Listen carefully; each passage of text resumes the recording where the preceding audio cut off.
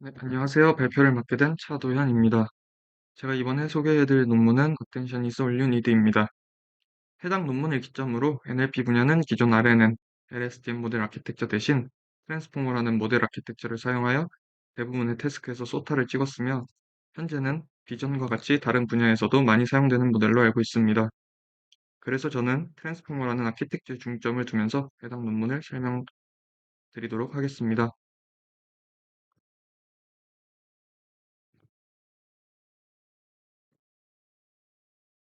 네, 먼저 배경에 대해 설명드리겠습니다. 해당 페이퍼가 나오기 전 기존의 머신 트랜슬레이션 분야에서 소타를 달성했던 모델은 RNN 기반의 시퀀스 투 시퀀스 모델이었습니다. 2016년도 NLP를 다루는 전략은 양방향 LSTM을 통해 문장을 인코딩하고 출력을 시퀀스로 정의하고 LSTM을 통해 생성하고 어텐션을 이용하여 메모리에 유연하게 접근하는 방식이었습니다.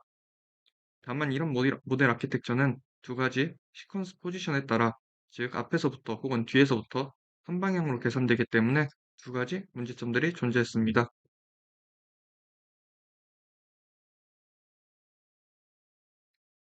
먼저 RNN은 왼쪽에서 오른쪽 또는 그 반대로 전개되며 선형 인접성을 인코딩합니다.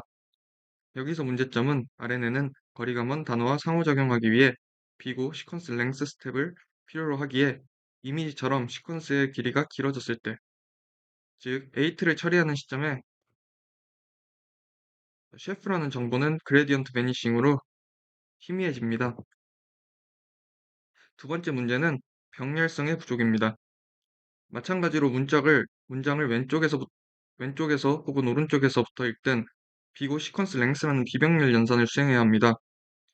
확인해야 할 점은 저희가 사용하는 GPU는 독립적인 여러 연산은 동시에 할 수 있으나 RNN의 경우 타임스텝에 의존하기 때문에 과거의 RNN 히든 스테이츠가 계산되기 전 미래의 RNN 히든 스테이츠를 계산할 수 없다는 단점이 있습니다. 모델 아키텍처에 대해 설명드리겠습니다. 본 논문에서 제안한 트랜스포머는 크게 인코더와 디코더 두 개의 모듈로 구성되어 있습니다. 인코더는 문장을 인코딩, 즉 입력 시퀀스를 추상화된 표현으로 변환하는 역할을 하며, 디코더는 이렇게 추상화된 표현으로 출력 시퀀스를 생성한다 라고 보시면 될 것 같습니다. 다음 부분은 인코더입니다. 먼저 크게 두 가지 서브 레이어로 구성되어 있으며 멀티 헤드 셀프 어텐션과 포지션 와이즈 fully connected feedforward 레이어입니다. 또한 add and nom이라는 residual connect와 layer normalization을 수행하는 부분이 있습니다. 네, 그럼 먼저 이제 포지셔널 인코딩에 대해 설명을 드리겠습니다. 오른쪽 우측 상단으로 보면 인put 임베딩 레이어를 거쳐 포지셔널 인코딩과 합쳐지는 것을 볼 수 있습니다. 임베딩 레이어는 센텐스의 각 토큰들을 컴퓨터가 이해할 수 있도록 행렬 값으로 바꿔주는 것입니다.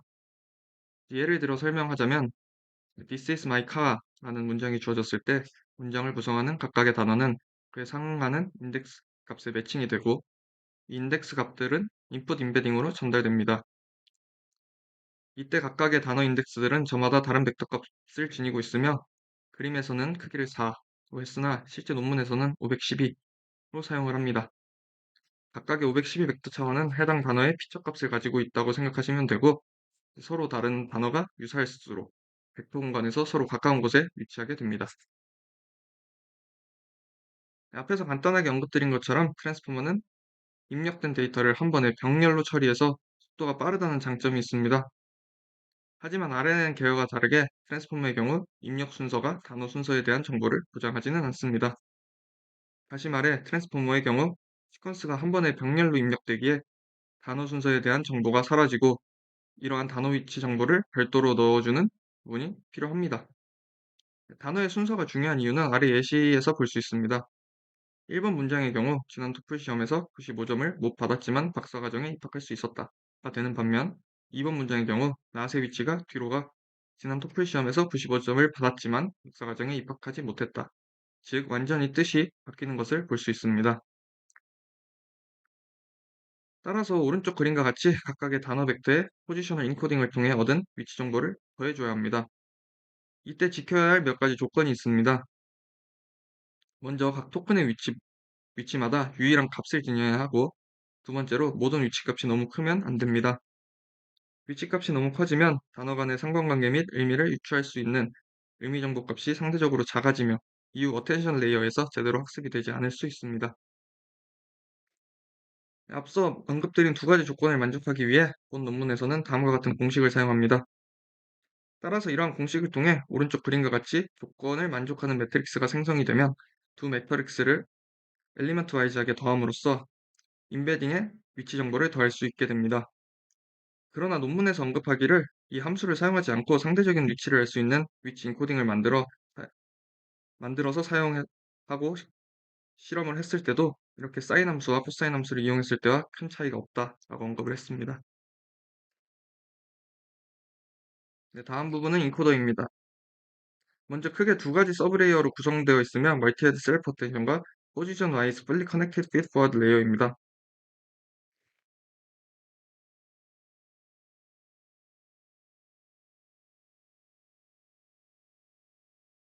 그러면은 이제 멀티헤드 셀프 어텐션과 포지션 와이즈 fully connected feedforward 레이어에 대해서 설명을 시켜드리도록 하겠습니다.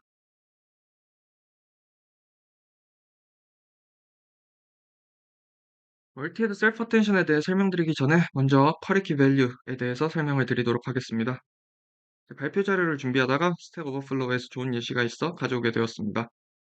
예시를 보면 유튜브에서 동영상을 검색할 때 검색 엔진은 사용자의 쿼리가 되고 데이터베이스 내 후보 동영상과 관련된 일련의 키, 예를 들어 제목 또는 설명은 키스가 되며 이를 매핑하여 가장 일치하는 동영상을 제공하는데 이 부분이 밸류가 됩니다. 다시 설명드리자면 쿼리의 경우 검색어이며 키의 경우 쿼리의 값을 기준으로 찾는 대상, value는 키가 갖고 있는 실제 값이 됩니다. 그럼 셀프 어텐션에 대해 먼저 설명드리겠습니다. 셀프 어텐션은 같은 문장 내에서 단어들 간의 관계, 즉 연관성을 고려하여 어텐션을 계산하는 방법입니다. 위 문장을 보면 한 문장 내 단어들 간의 관계를 파악함으로써 두 티어가 서로 다른 뜻임을 알 수 있습니다. 빨간색은 먼저 페이퍼와의 연관성을 통해 찢다라는 의미를 가지고 두 번째 파란색 부분은 쉐도와의 관계를 통해 눈물이라는 의미를 알 수 있습니다. 이러한 과정이 바로 셀프 어텐션입니다. 그러면 실제로 셀프 어텐션이 어떻게 동작하는가에 대해 설명드리겠습니다. 먼저 앞서 설명드린 포지셔널 인코딩까지 합쳐진 임베딩이 인코더의 입력으로 들어오게 됩니다.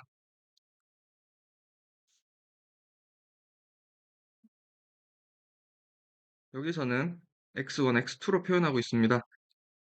각각의 임베딩은 추가적으로 64차원의 쿼리키 벡터를 가지고 있기 때문에 두 벡터를 닷 프로덕트 연산을 진행하여 영향을 주는 단어들의 사이가 얼마나 연관이 있는지, 즉 유사한지를 측정하게 됩니다. 예시를 보면 띵킹의 어텐션 스코어는 112, 띵킹과 머신의 어텐션 스코어는 96이 나왔음을 확인할 수 있습니다.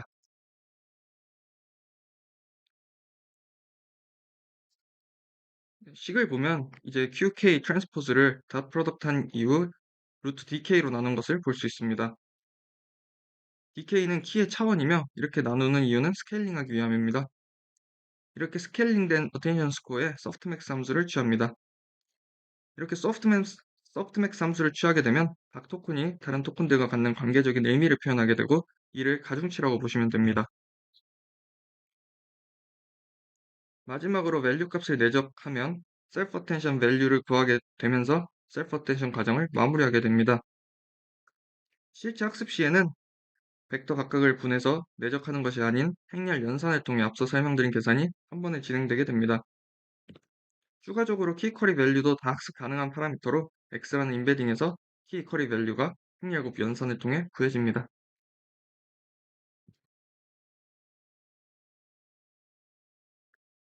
트랜스포머는 사실 이러한 셀프 어텐션을 병렬로 L치번 학습시키는 멀티헤드 어텐션 구조로 이루어져 있습니다. 이렇게 멀티헤드를 사용하는 이유는 여러 부분에 동시 어텐션을 가할 수 있어서 모델이 입력 토큰 간의 다양한 유형의 종속성을 포착하고 동시에 모델이 다양한 소스의 정보를 결합할 수 있게 됩니다.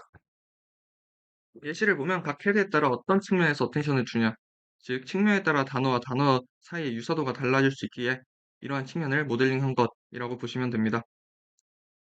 본 논문에서는 8개 헤드를 사용했는데 따라서 기존의 하나의 키커리 밸류의 차원이 512라면 멀티 헤드에서는 이를 8로 나눠서 하나의 헤드당 64차원의 키커리 밸류를 사용하게 됩니다. 멀티 헤드 셀프 어텐션 레이어를 지나면 add and normalize 레이어를 지나게 됩니다. 여기서 add는 residual connection으로 이전 임베딩 x를 z와 더하는 과정이고 normalization을 통해 정교하여 안정화, 학습을 안정화하기 위한 레이어입니다.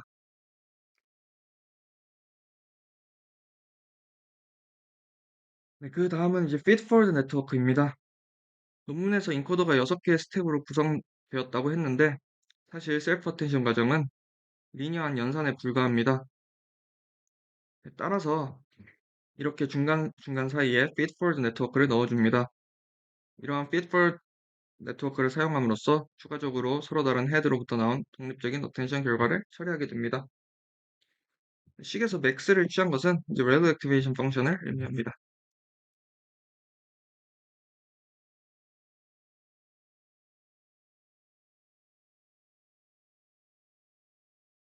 네, 그래서 이제 앞서 설명드린 셀프 어텐션, add and nom, feedforward, add and nom 구조의 인코더 한 개가 총 6개로 쌓여 있으며 각 단계들을 거쳐 인코더의 최종 아웃풋은 인코더 디코더 어텐션 부분에 사용하게 됩니다.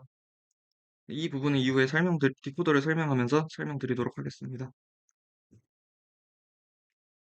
디코더 부분입니다. 디코드는 마스크드 멀티헤드 어텐션이라는 메커니즘을 사용하고 멀티헤드 어텐션 그리고 인코더와 동일한 포지션 와이즈 fully connected feedforward 레이어 구성되어 있으며 총 6개가 쌓여 있는 구조라고 보시면 됩니다. 디코더에서의 셀프 어텐션은 인코더에서의 셀프 어텐션과 차이가 있습니다. 디코더의 목적은 미래 단어를 예측하는 랭귀지 모델링 작업을 수행하는 것인데 인코더와 같은 셀프 어텐션을 쓰면 미래의 단어들을 고려한 단어가 현재 시점에서 생성되기 때문입니다. 따라서 이러한 셀프 어텐션을 디코더에서 사용하기 위해 추가적인 처리를 진행하게 됩니다. 미래의 단어의 어텐션 스코어를 마이너스 무한대로 줌으로써 미래 단어의 마스크를 씌운 효과를 주고 과거 단어들과만 어텐션 연산을 하는 효과를 주게 됩니다. 다음은 인코더 디코더 어텐션 부분입니다.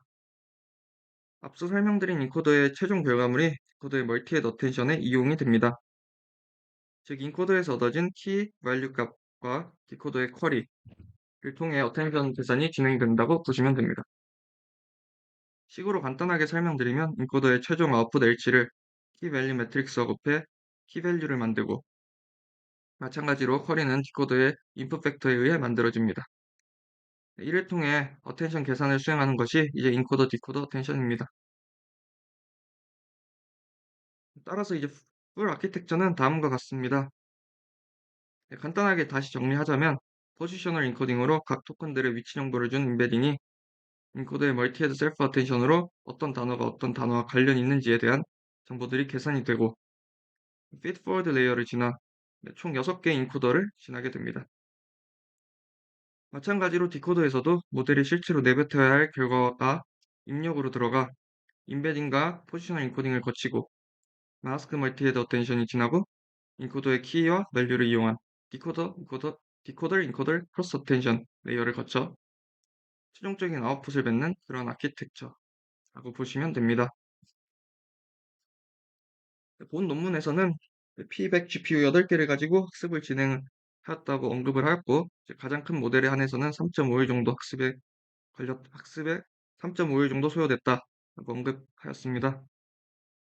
본 논문이 머신 트랜슬레이션을 타겟으로 하였기 때문에 이제 영어 불어 데이터 셋을 가지고 학습을 하였고 BPI, 바이페어 인코딩 알고리즘을 사용하여 인코딩하였다라고 합니다.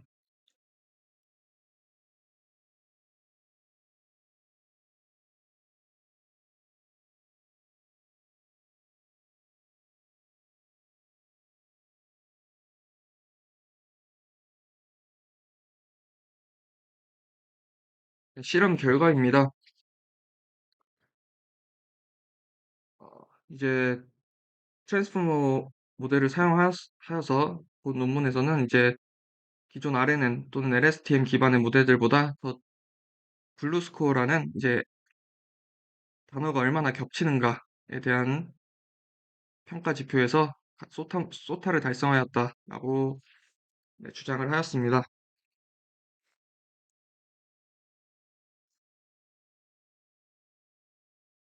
이제 따라서 이제 마지막으로 정리를 하자면 트랜스포머라는 새로운 아키텍처를 사용함으로써 병렬화가 가능해졌고 이는 GPU를 더 효율적으로 사용할 수 있게 되었으며 결과 또한 소타를 달성했다라고 보시면 됩니다. 또한 저자는 이러한 텐션 기법을 이후에는 NLP가 아닌 다른 도메인, 비전, 오디오 등에 사용할 수 있을 것이라고 언급을 하였는데 현재 많은 분야에서 이러한 아키텍처를 사용하고 있기에 이 논문을 꼼꼼히 읽어버리는 것을 추천드리면서 발표를 마무리하겠습니다. 감사합니다.